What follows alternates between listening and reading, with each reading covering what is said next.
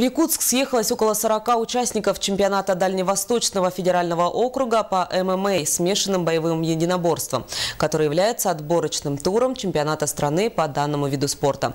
Подробнее расскажет Виталий Абрамов.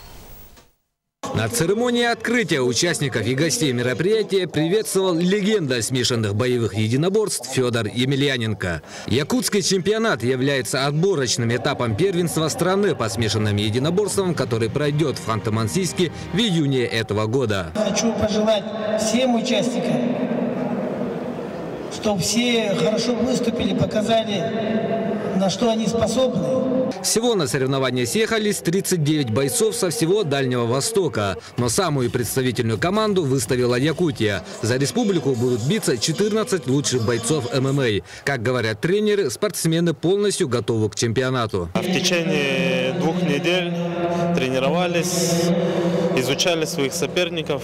В принципе, тренировочный процесс пошел всем на пользу.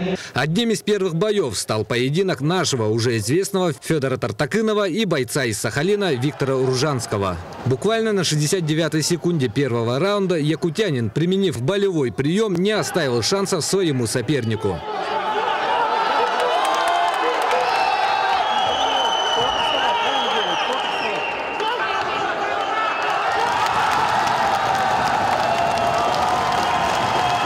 Гости чемпионата весьма серьезно подготовились к боям и настроены только на победу. Но вместе с тем отмечают, что наши бойцы за последние годы стали весовыми соперниками. Уровень достаточно сильный.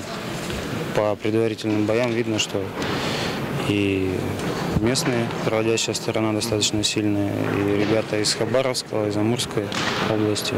Подрались, конечно, хорошо, вообще бойцы сильные, готовые, бойцы со всей тут области, вообще хорошие бойцы. Зрители нас вообще прям встречали, прям аплодировали, болели.